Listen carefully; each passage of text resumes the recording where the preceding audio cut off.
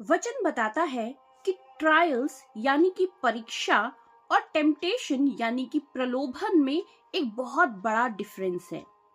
यदि हम अय्यूब के जीवन से देखें तो वहां हमें दिखता है कि परमेश्वर ने उसके जीवन में एक आजमाइश या एक परीक्षा या एक ट्रायल आने के लिए दिया ताकि वो उसके हृदय को जांच सके। लेकिन यदि आप दूसरी ओर दाऊद के जीवन में आई हुई उस प्रलोभन को देखें या उस टेम्पटेशन को देखें जहां उसने किसी की हत्या कर दी थी व्यभिचार के कारण, हम उस इंसिडेंट्स को एक प्रलोभन के रूप में समझ सकते हैं।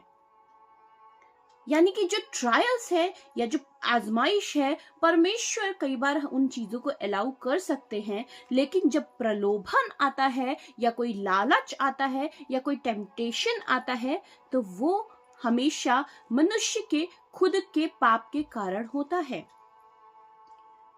ध्यान दीजिए मेरे प्रियो, परमेश्वर का वचन याकूब की पत्री उसके पहले अध्याय 13वां और 14वें वचन में कहता है कि परमेश्वर की परीक्षा नहीं की जा सकती, ना ही वो खुद किसी को किसी प्रलोभन में डालता है।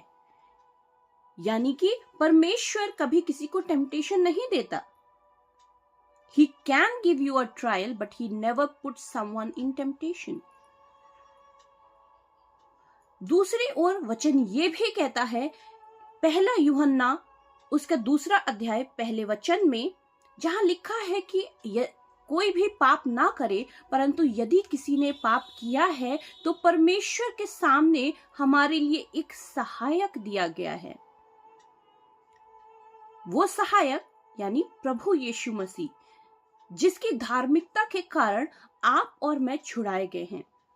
तो मेरे प्रियो, यदि हम किसी परीक्षा में हैं या किसी ट्रायल में हैं तो हमारे पास में उम्मीद है कि परमेश्वर हमारे जीवन की हर एक बात को उस चीज से निकलने के बाद में रेस्टोर कर देंगे, जैसा कि वचन बताता है अय्यूब के जीवन के द्वारा। लेकिन यदि हम किसी टेम्पटेशन में फंस गए हैं या किसी पाप में फंस गए हैं तो यकीन मानिए उस अवस्था में भी हमारे पास में एक मौका है, वो है मसीह यीशु। पर एक बात और भी ध्यान दीजिएगा मेरे प्रियो, कि जो पाप है भले वो हमें उससे माफी मिल जाए, लेकिन there is always a consequence of sin. पाप का हमेशा एक परिणाम होता है। जैसा कि आप दाऊद के जीवन में भी देखें, जब उसने पाप किया और परमेश्वर के सामने पश्चाताप किया, उसको क्षमा मिली, लेकिन उसने अपना पहलौठा भी खोया। इसलिए हमें ये समझना चाहिए कि एक ट्रायल या एक आजमाइश और एक टेम्पटेशन यानी प्रलोभन में या पाप में क्या डिफरेंस है।